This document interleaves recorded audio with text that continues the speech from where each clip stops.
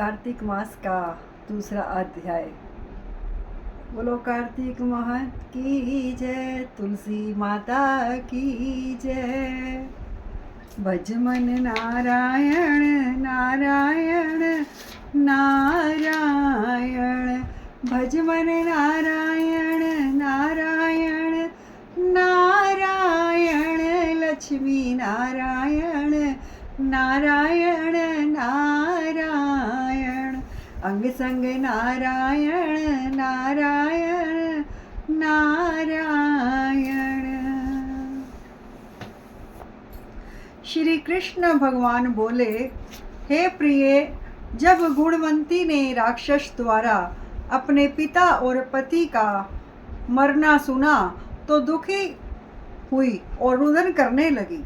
हे स्वामी, हे पिता, आप मुझे छोड़कर कहाँ चले गए? मैं आपके बिना क्या करूं? अब मेरे भोजन वस्त्र का प्रबंध कौन करेगा? अब मैं किसकी शरण लूं? विधाता का मेरे ऊपर कोप हुआ, अब मैं कैसे जीऊं? मैं श्री कृष्ण जी बोले, कुकरी के समान विलाप करती हुई, हवा से हिलते हुए बेल के पत्ते की तरह कांपती हुई पृथ्वी पर गिर पड़ी। थोड़ी देर में सावधान होने पर फिर विलाप करने लगी और शोक समुद्र में डूब गई।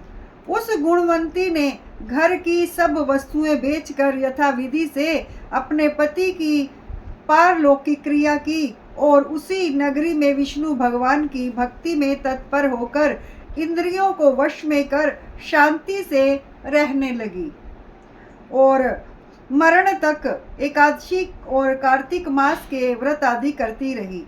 हे प्रिय, यह दोनों व्रत मुझे अत्यंत प्यारे हैं, जिसके करने से भोग और मोक्ष की प्राप्ति होती है, पुत्र और संपत्ति मिलती है। कार्तिक की तुला राशि पर कार्य निकलने पर महापापी जो भी प्रातःकाल स्नान करते हैं वे भी मुक्ति को प्राप्त होते हैं। जो मनुष्य स्नान, जागरण, दीपदान और तुलसी का पालन करते हैं वे विष्णु के रूप हैं। विष्णु भगवान के मंदिर में झाड़ना, सतिया काटना तथा विष्णु की पूजा आदि का कार्य जो मनुष्य करते हैं वह जीवन मुक्त होते हैं। इस प्रकार वह गुणवंती प्रत्येक वर्ष कार्तिक व्रत और विष्णु भगवान का नित्य ही पूजन करती रही।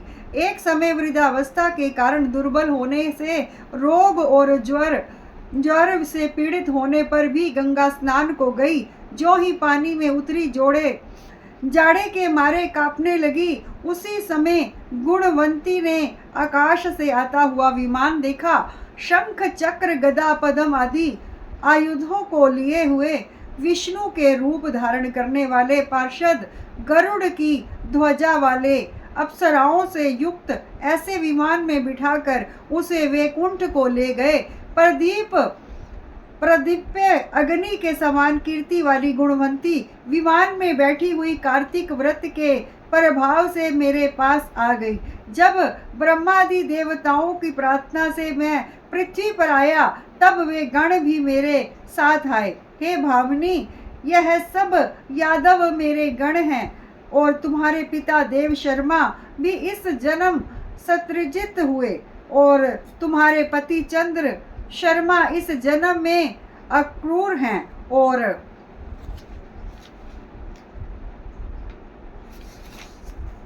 हे देवी, तुम वही गुणवंती हो जो कार्तिक के स्नान के प्रभाव से मेरे लिए अत्यंत प्रिय हो। तुमने तो मेरे मंदिर के सामने तुलसी का बगीचा लगाया, उसी से यह कल्प वृक्ष तुम्हारे आंगन में है। कार्तिक में जो पहले तुमने दीप दान किए उसी का फल है। फल से तुम्हारी सुंदर देह और घर में लक्ष्मी देवी का निवास है। जो संपूर्ण व्रत आदि पति स्वरूप भगवान के अर्पण किए थे, इसलिए तुम मेरी पत्नी बनी हो और तुमने जन्म मृत्यु तक जो कार्तिक व्रत उपवास किए, इससे तुम्हारा वियोग मुझसे कदापि नहीं होता। इस प्रकार कार्तिक में व्रत करने वाले तुम्हारे समान मेरे प्रिय होंगे। सूत जी बोले, सत्यभामा जी अपने पूर्व जन्म का सब हाल जानकर बड़ी प्रसन्न हुई।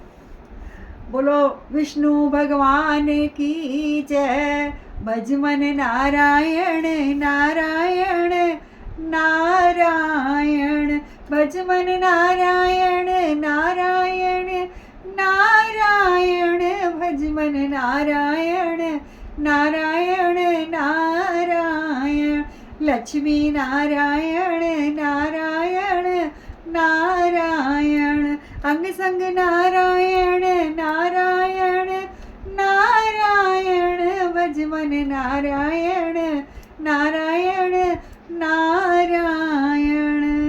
बोलो कार्तिक माह की जय, तुलसी माता की जय।